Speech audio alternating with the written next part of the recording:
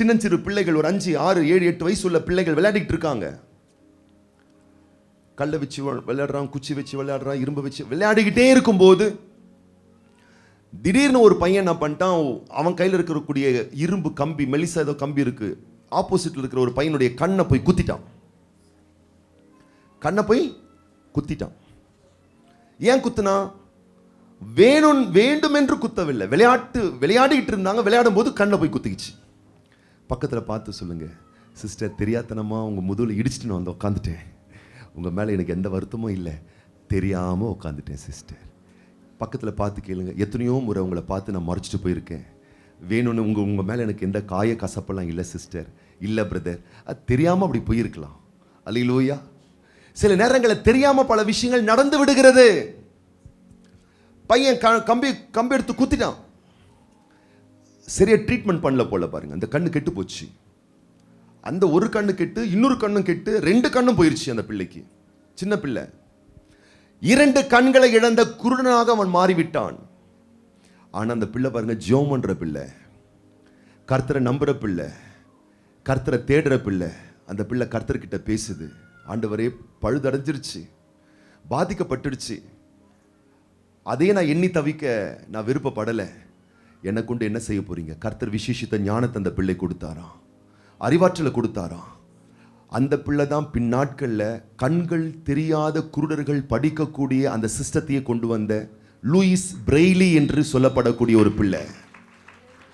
அதுக்கு 2 கண்கள் தெரியல, ஆனால் 2 கண்கள் தெரியாத உலகத்தில் இருக்கக்கூடிய கோடான கோடி நபர்கள் படிப்பதற்கான ஒரு சயின்ஸை, ஒரு அறிவியலை, ஒரு விஞ்ஞானத்தை, ஒரு புத்தகத்தை உண்டாக்கினது அந்த பிள்ளை தான். பக்கத்தில் பார்த்து சொல்லு, இழந்து விட்டேன் என்று தவிக்காதே, காரணம் கேட்டு உன்னை குழப்பிக் கொள்ளாதே, நீ இழந்ததை விட பெறுவது அதிகமா இருக்கும். எத்தனையோ பிள்ளைகள் 2 கண்களோடு வாழ்ந்து மறைந்து விட்டது, யாருன்னு தெரியாது. ஆனால் இன்றைக்கும் லூயிஸ் பிரெய்லி பேசிக் கொண்டிருக்கிறான். உலக சரித்திரத்தில் ஜனவரி மாதம் 4ஆம் தேதி லூயிஸ் பிரெய்லி டேனே செலிப்ரேட் பண்றாங்க. இந்த அளவுக்கு வரலாற்று புகழ்ச்சி மிக்க ஒரு மேன்மை எப்படி அவன் அடைந்தான்? இட்ஸ் ஹேப்பன், நடந்துருச்சு, அவ்வளவுதான். ஆனா இனி நான் என்ன செய்யலாம்? கர்த்தருக்கு நேராக என் கைகளை உயர்த்துறேன். கர்த்தர் பாழானதை பயிர் நிலமாய் மாற்றுவார், கர்த்தர் விருட்சமாய் மாற்றுவார், வெறுமையாய் இருக்கிற என்னை அருமையாய் மாற்றுவார் என்ற ஆழமான நம்பிக்கைகளோடு ஒவ்வொரு நாளும் முன்னோக்கி செல்வீர்களே, ஆனால் பாழானதை தேவன் பயிர் நிலமாய் மாற்றுவார். கைகளை உயர்த்தி, எந்த சோதனையின் பாதையில் நான் சென்றாலும் ஜெபத்தை நான் விட்டுறவே கூடாது ஆண்டவரே. கைகளை உயர்த்தி வாய்களை திறந்து சொல்லலாமா, நான் ஜெபத்தை விட்டுறவே கூடாது ஆண்டவரே. எத்தனை சவாலான சூழ்நிலைகள் வந்தாலும், ஏன் நடந்தது, எதற்காக நடந்தது, எப்படி நடந்தது என்று சொல்லி குழப்பிக் கொள்ளாதபடி கர்த்தர் சொன்ன ஒரே ஒரு வார்த்தை, பயிர் நிலமாக்குவேன், நிர்மூலமானதை கட்டுவேன். அப்ப நான் சொல்றேன், ஒரே வார்த்தை சொல்லிட்டு இருங்க. ஏன் இந்த தலைவலி, ஏன் இந்த இழப்பு, ஏன் அந்த பிரச்சனை, இந்த பிரச்சனை, அப்படி பேசாம கர்த்தர் கட்டுவார், கர்த்தர் பயிர் நிலமாக்குவார், கர்த்தர் பரிபூர்ணம் அடைய செய்வார். அப்படி கொண்டு வர சொல்லுங்க பார்க்கலாம். பயிர் நிலமாக செய்வார், கட்டுவார், உயர்த்துவார், தருவார், பெருக வைப்பார், மேன்மைப்படுத்துவார். கொஞ்சம் நல்லா தான் சொல்லுங்களேன், சத்தமா சொல்லுங்களேன். உள்ள வெளியே இருக்கிறவங்களை மேன்மைப்படுத்துவார், பலப்படுத்துவார். இப்ப இருக்கிறத விட 1000 மடங்கு என்னை ஆசீர்வதிப்பார். என்னை வாளாக அல்ல தலையாக வைப்பார், என்னை கீழாக அல்ல மேலாக வைப்பார். வர வர என்னை விருத்தி அடைய செய்வார், நான் செய்வதையெல்லாம் வாய்க்க பண்ணுவார். இந்த நம்பிக்கைகள் இருக்கணும் பாருங்க. அணு தினமும் அந்த எதிர்பார்ப்பு நமக்கு இருந்து கொண்டே இருக்க வேணும். நடந்து முடிந்தவைகளை எண்ணி எண்ணி வருந்துவதை நிறுத்திவிட்டு தேவன் நடப்பதையெல்லாம் நன்மைக்காகவே எனக்காக ஏற்படுத்தி வைப்பார். இனி நன்மையாகவே எல்லாவற்றையும் நடத்துவார், நன்மையாகவே மாற பண்ணுவார், நன்மையாகவே முடிய பண்ணுவார். அதில் நம்ம ஃபோக்கஸ் பண்ணணும் பாருங்களேன், அதில் நம்முடைய கவனத்தை நம்ம செலுத்தணும் பாருங்களேன். விண்ணப்பம் பண்ணும் பொழுது நான் சொல்லுகிறேன், தேவன் மக்களுடைய கண்களில் இருக்கக்கூடிய தயவுகளை தேவன் பெருக பண்ணுவார், மந்தைகளை பெருக பண்ணுவார். உங்களுடைய எல்லா கையின் பிரயாசங்களை தேவன் பெருக பண்ணுவார், விருத்தி அடைய பண்ணுவார். ஆபத்து காலம் வந்த உடனே தேவ பிள்ளையை காலத்தில் என்னுடைய கோலம் என்று எண்ணி சொல்லி கவலைப்பட்டு கலங்கி தேங்கி நின்று விடாதே. ஆபத்து காலங்கள் வரும்பொழுது சோர்ந்து விடாமல் கர்த்தரை நோக்கி முன்னேறி சென்று கொண்டே இரு. சோர்ந்தால் பலன் குன்றி போகும், சோராமல் கர்த்தர் செய்வார் என்ற நம்பிக்கை இருந்தால் கர்த்தாதி கர்த்தர் உங்களை பெருக்கமான பாதைக்கு அழைத்து கொண்டு செல்வார். எத்தனை பேர் நம்ம ஆழமா நம்புறோம்? அல்லேலூயா. என்னாகமத்தின் புஸ்தகத்துல மோசஸ் என்ன பண்றாரு? கூப்பிடுறாரு, ஆரோனை கூப்பிடுறாரு. என்னாகமம் 13, பரவாயில்ல நம்ம வாசிக்க வேண்டாம், நேரம் இல்லை. நிகழ்வுகளை சொல்லி நான் நிறைவு செய்கின்றேன். என்னாகமத்தின் புஸ்தகம் 13ஆம் அதிகாரத்தில் மோசே கிட்ட கர்த்தர் சொல்றாரு, பா கானான் தேசத்துக்குள்ள சுற்றி பார்த்து வருவதற்கு ஆட்களை அனுப்பு. இவ்வளவுதான் சொன்னார். என்ன சொன்னார்? போய் பார்த்துட்டு வரட்டும், சுத்தி பார்த்துட்டு வாங்க. பக்கத்தில் பார்த்து சொல்லுங்க, சுத்தி பார்க்கறதுக்காக தான் ஆண்டவர் இந்த உலகத்தில் ஒன்று அமைச்சிருக்கிறார். இன்னாது சுத்தி பார்க்கறதுக்காக தான். அல்லேலூயா. ஆமா. அப்போ நல்ல கவனிங்க, சுத்தி பார்க்கறதுக்காக அனுப்புனா எதற்காக அனுப்புனாரோ அதை விட்டுட்டு எதையோ பார்த்துட்டு வந்து பிரச்சனை பண்ணிட்டானுங்க அவனுங்க. ஆண்டவர் முன்னாடி என்ன சொன்னாரு? கட்டாத வசதியான வீடுகள், நட்டாத தோட்டங்கள், வெட்டாத கிணறுகள், பாலும் தேனும் ஓடுகிற நலமும் விசாலமான பசுமை. இதை தான் யாத்திராகமத்திலிருந்து சொல்லிட்டு இருக்காரு. இப்ப அதை போய் கண்ணால பார்த்துட்டு வான்னு அனுப்பி இருக்கிறாரு. எதை போய் பார்த்துட்டு வரணும்? வீடு. ஓ எனக்காக இந்த வீடு, தோட்டம் சூப்பர் எங்களுக்காக, ஓ தேசம் எங்களுக்காக, ஸ்ட்ரீட்டு எங்களுக்காக, மரம் செடி எங்களுக்காக. இதை தானே பார்த்துட்டு வரணும். இவனுங்க அதை விட்டுட்டு ராட்சதனை போய் பார்த்துட்டு வந்திருக்கானுங்க. அங்க இருக்கக்கூடிய பிரச்சனையை போய் பார்த்துட்டு வந்திருக்கானுங்க. அங்க இருக்கக்கூடிய போராட்டத்தை போய் பார்த்துட்டு வந்திருக்கிறானுங்க. பார்த்துட்டு வந்து ஒப்பாரி வைக்கிறானுங்க. ஆண்டவர் ஒரு நாள் அனுப்பும் போது ஆரோனோ மோசையோ ஆண்டவரோ ஒரு நாளும் 12 பேரை பார்த்து அங்க இருக்கக்கூடிய கவனம் ராட்சதர்லாம் இருக்கிறான், போய் பார்த்துட்டு வா சொல்லவே இல்லை. வீட்டை பார்த்துட்டு வாயா, பக்கத்தில் பார்த்து சொல்லு. ஆண்டவர் சுத்தி பார்க்க தான் இங்க வச்சாரு. ஆனா நீ எதை பார்க்கணுமோ அதை விட்டுட்டு பார்க்க கூடாதெல்லாம் பார்த்துக்கிட்டு இருக்க. நான் என்ன பார்க்கணும்? ஒவ்வொரு நாளும் எழும்புன உடனே சூரியனை பார்க்கும்போது, சந்திரனை பார்க்கும்போது, நீர் எவ்வளவு நல்லவர் ஆண்டவரே அப்படின்னு பார்க்கணும். ஒவ்வொரு நாளும் உன்னை பார்க்கும் போதே நீர் எவ்வளவு நல்லவர் ஆண்டவரே, எனக்கு எவ்வளவு நன்மை செய்து கொண்டிருக்கிறீர், ஜீவனோடு வைத்திருக்கிறீர், என் தேவையெல்லாம் சந்திக்கிறீர், ஒவ்வொரு நாளும் அற்புதமாக என்னை வாழ வைக்கிறீர். நலமான விஷயங்களை பார்க்கணும், நன்மையான விஷயங்களை பார்க்கணும். அல்லேலூயா. பலவிதமான இன்பமான துன்பமான காரியங்களாம் கலப்படமாய் கலக்கப்பட்டிருக்கலாம். நலமான விஷயத்தை பார்க்க பழகணும், நன்மையான விஷயத்தை பார்க்க பழகணும். உங்க பக்கத்தில் இருக்கவங்க கிட்ட நல்லதும் இருக்கும் கெட்டதும் இருக்கும். பக்கத்தில் பார்த்து சொல்லுங்க, என் கிட்ட நல்லதும் இருக்கும் கெட்டதும் இருக்கும். ஆமா, கெட்டதை நீங்க பார்த்துட்டீங்கன்னா நாளைக்கு வந்து உட்காருவீங்களா? உட்கார மாட்டீங்க. அது மாதிரி தான் வாழ்க்கையில் எல்லாவற்றையும் நல்ல விதமாகவே பார்க்கணும். அல்லேலூயா. அவன் சரியில்லை, இவன் சரியில்லை, அக்கா சரியில்லை, தொத்தா சரியில்லை, நாத்தனார் சரியில்லை. ஒன்று சொல்லட்டுமா? முதல்ல நீங்களே சரியில்லை. அல்லேலூயா. ஆமா, சரியில்லைன்றதை பார்க்காம சரியான ஒரு தேவன் இருக்கிறார் என்பதை பார்க்க ஆரம்பிக்க வேணும். போய் பார்த்தார்கள். பார்த்து எதை கொண்டு வந்தார்கள்? திராட்சை குலைகளை கொண்டு வந்தார்களாம். இவங்க திராட்சை குலையை கொண்டு வந்திருக்கூடாது, ராட்சதனுடைய தலையை கொண்டு வந்திருக்கணும். உங்களுடைய பிரச்சனைகளை நீங்கள் தேவனிடத்திலே மனிதனிடத்திலே சொல்ல அழைக்கப்படவில்லை. தேவன் எவ்வளவு பெரியவர் என்பதை நீங்கள் இந்த சமூகத்துக்கு சொல்ல அழைக்கப்பட்டிருக்கிறீர்கள். அவங்க போயிட்டு, பா ஆண்டவர் நல்ல வீட்டை வச்சிருக்காருப்பா, துறவெல்லாம் வச்சிருக்காரு, தோட்டம் வச்சிருக்காரு, ரொம்ப சிறப்பா இருக்கு அப்படின்னு சொல்றதை விட்டு அங்க ராட்சதர் இருக்கான், இது மாதிரி கனிதாமெல்லாம் சாப்பிட்டுட்டு இருக்கான், இப்படி இருக்கான் அப்படின்னு வந்து புலம்பிட்டு இருக்காங்க பாருங்க. அப்ப நான் சொல்லட்டுமா? உங்களுக்கு நீங்கள் ஒரு நம்பிக்கையை கொடுத்து கொள்ளுங்கள். என்ன நம்பிக்கை தெரியுமா? கர்த்தர் இந்த தேசத்தில் நான் நன்மையானவைகளை புசிப்பதற்கு எனக்கு தேவன் சகாயம் பண்ணுவார். இந்த தேசத்தின் பலனை நன்மை நீங்கள் புசிப்பீர்கள். நீங்கள் புசிக்கும்படி தேவன் செய்வார்.